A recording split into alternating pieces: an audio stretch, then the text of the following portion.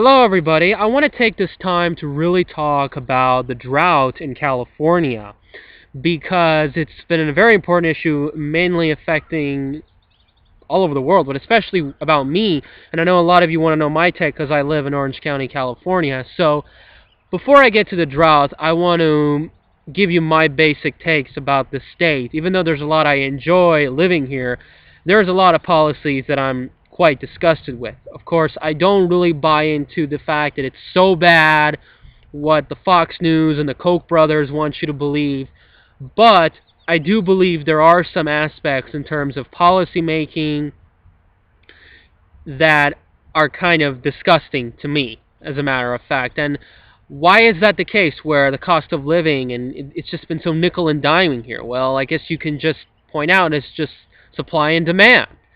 You know, a lot of people want to live here, and I guess you can say they can just jack up the price, and people are just willing to pay for it. It's kind of like, the fact that they can pay very high prices for alcohol, because I guess they're just addicted to it, they can't escape it, and they're willing to pay the high taxes that come with it.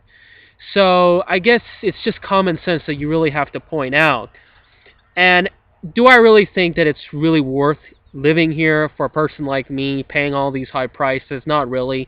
And even if tomorrow, if California had better taxes and one of the lowest cost of living in the country, I would still personally would prefer to live in certain parts of Las Vegas area and Georgia, not to mention Florida, than I would living here. Everybody's different. Not everybody finds this area as their dream ideal place. But yeah, the policies are just out of control. You look at the whole high-speed rail project that they're doing, all in the name to, relieve global warming and all this mumbo-jumbo. And I wish they would have done instead, brought in Hyperloop or ETC technologies that are a lot more efficient, a lot more cost-effective, and they would have just done this just to protect the environment, not to just bring up this whole climate change topic into play. But speaking of climate change, is this really causing the drought? Yes, it's a more natural factor, okay? And we are seeing kind of like this warm, natural, multi-decade period where certain parts of the world go through like a dry phase, unlike what we had in the 80s and 90s. Not to mention you have this warm-up in the northern Pacific coast, which is kind of like this blob where the jet stream goes up the blob and dumps in colder Arctic air in the eastern half of the North American continent. That explains what we just saw a few months ago. So as a result, we're experiencing dryness. Now, do I really believe that we truly don't have enough water? I don't think so. I think we have a lot of water, and even if we don't, and I could be wrong, I just don't believe that the water was used very effectively. I think a lot of it was wasted to bottle water and sell it, to use it for fracking, to use it for wasteful agricultural practices, which instead we can do vertical farming or grow our food in other places that are a lot more efficient. I mean, look at our landscaping. Look at behind me. Look at all this greenery.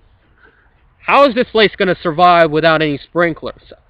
You tell me, seriously. But anyway, the point I want to make is that with all these challenges coming into play, do I really believe that food prices overall are going to really sharply increase? No, not really. And the reason for that is because we have a lot of downward pressure. First, we have a rising US dollar index. Okay? First, we have lower fuel prices. Then you have to consider the fact that California only produces, and I can show you the data if you don't believe me, about 12 to 13% of the national agricultural production and food production, I believe. So, when you factor in these aspects, okay, the rest of the country is doing pretty well in terms of precipitation and yields. We've seen plunges in corn prices and soybean prices and wheat prices. We've seen plunges in a lot of meat prices. There's a lot of reports that the herd, number-wise, is going up. And as a result, the feeder cattle, along with other meats, bubble is about to burst. And that's going to provide a lot of downward pressure in food prices. So the rest of the country is doing pretty well. Now you also got to understand, a lot of fruits and vegetables we just don't produce. Washington produces a lot of the apples. Florida produces a lot of the tangerine. And you can also keep in mind that Hawaii produces a lot of the pineapples. So it's only really if you eat and consume certain fruits and vegetables. Now, with that even coming into play, there are other areas that can provide more production, like Georgia. Georgia's getting a lot of rainfall, and they can fill in the deficit for peaches. And what about Latin America? We can import a lot of food from Mexico and Central America, and that can fill up the deficit as well.